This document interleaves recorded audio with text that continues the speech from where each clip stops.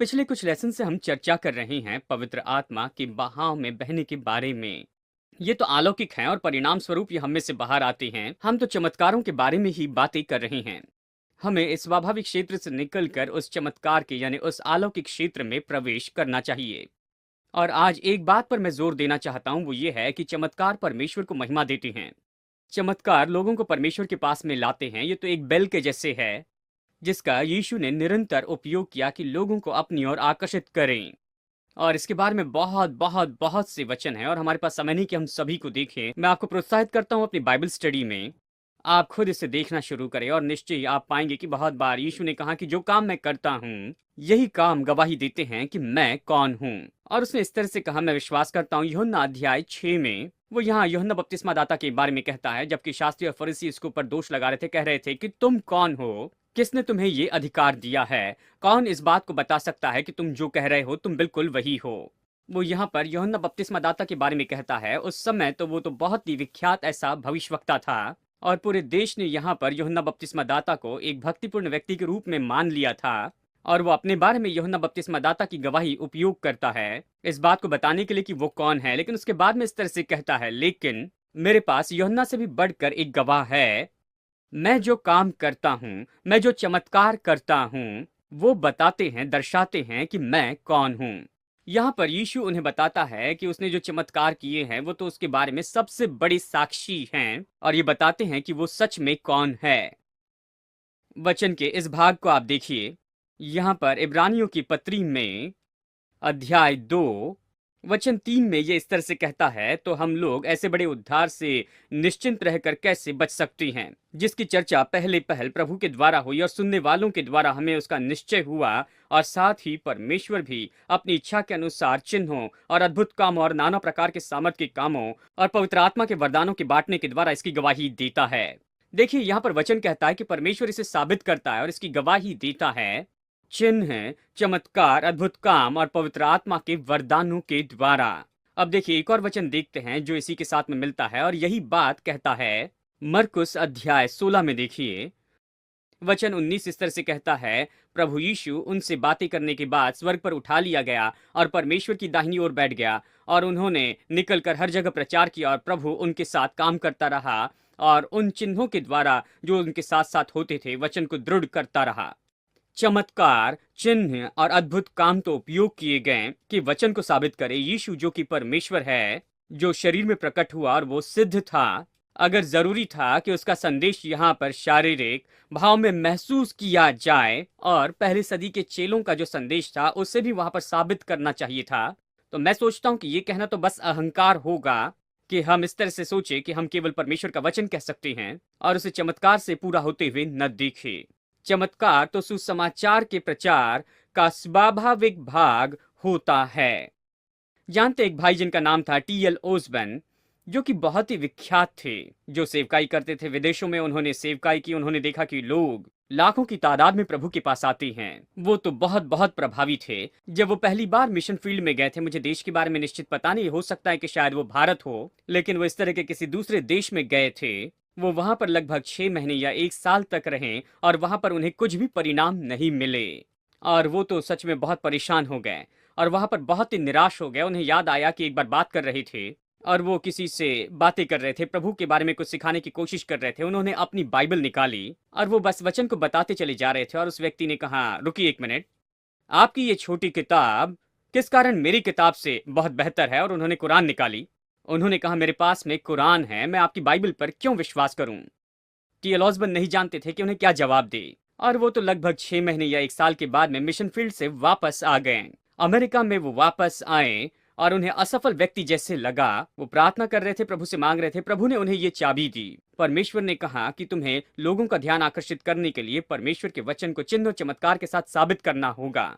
और टी.एल. ओसबर्न प्रभु को खोजने लगे। उन्हें लगा कि प्रभु ने उन्हें एक सेवकाई दी है और वो वापस गए और जैसे मैंने कहा कि उन्होंने देखा लाखों और लाखों लोगों को जो मसीह के पास आ रहे थे, क्योंकि अब वो केवल वचन प्रचार नहीं कर रहे थे लेकिन उन्होंने इसे प्रकट किया पवित्र आत्मा की सामर्थ के द्वारा। और बिल्कुल यही बात तो यीशु के द्वारा भी की गई। यहाँ पर मरकुस रचित सुसमाचार में 2 अध्याय में यीशु के बारे में एक घटना लिखी गई है।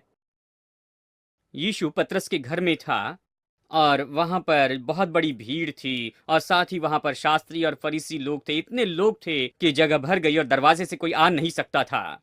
और एक व्यक्ति था जो कि बीमार था, वो तो लकवे का मारा व्यक्ति था। और 4 लोग उसे चारपाई पर लेकर आए। वो वहां पर आए लेकिन घर में नहीं आ पाए क्योंकि बहुत से लोग थे। तो उन्होंने क्या किया, वो घर की छत पर चले गए।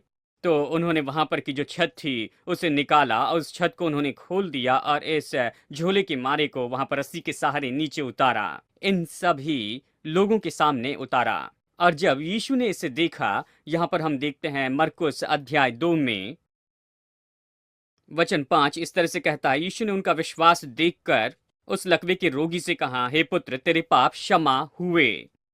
तब कई शास्त्री जो वहां बैठे थे अपने अपने मन में विचार करने लगे, ये मनुष्य क्यों ऐसा कहता है, ये तो परमेश्वर की निंदा करता है। परमेश्वर को छोड़ और कौन पाप क्षमा कर सकता है। यीशु ने तुरंत अपनी आत्मा में जान लिया कि वे अपने अपने मन में ऐसे विचार कर रही हैं। देखिए, बहुत ही खास है, ये तो ज्ञान के वचन का वरदान है। जैसे हमने पिछली बार देखा था, उसने उनसे कहा, तुम अपने अपने मन में ये विचार क्यों करती हो। सहज क्या है, क्या लकवे के रोगी से ये कहना कि तेरे पाप क्षमा हुए, या ये कहना कि उठ, अपनी खाट उठा और चल फिर।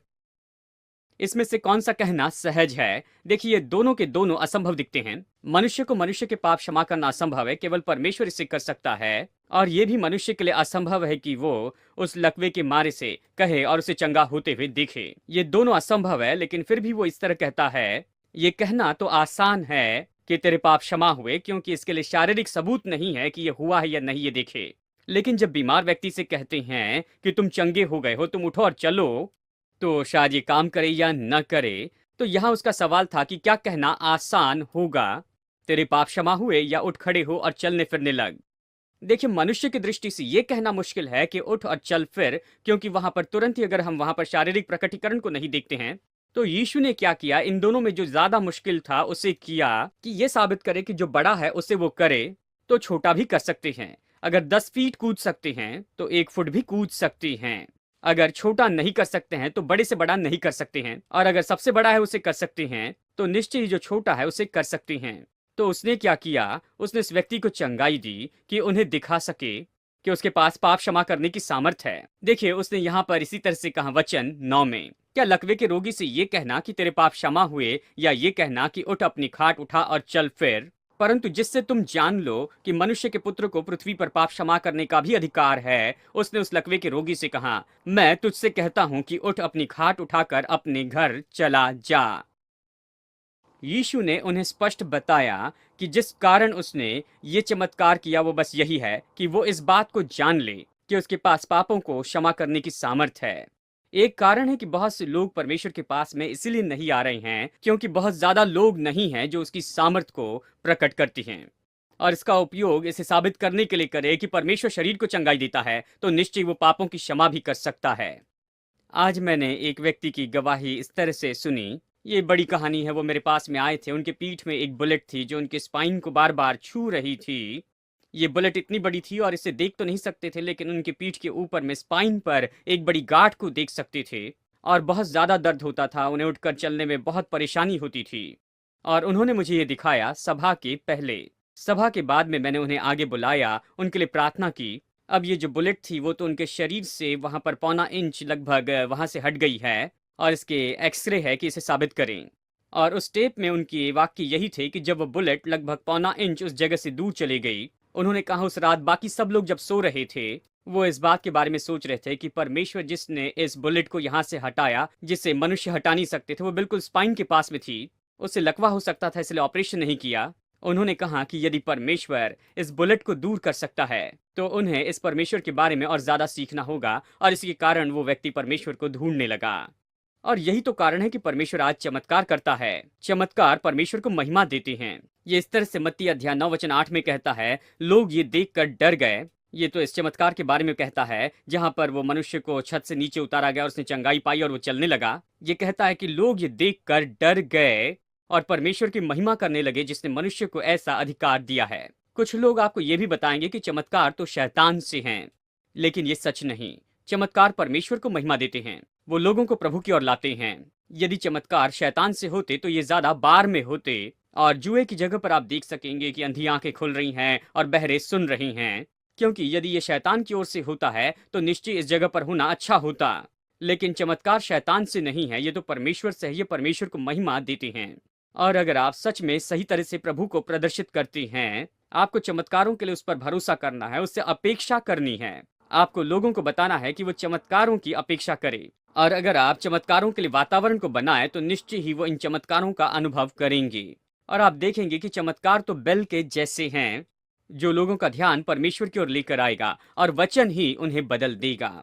लोग परमेश्वर के वचन के द्वारा उद्धार पाते हैं। पहला पत्रस 1:23 यही तो कहता है, वचन ही उन्हें बदल देता है, लेकिन चमत्कार उन्हें आकर्षित करता है।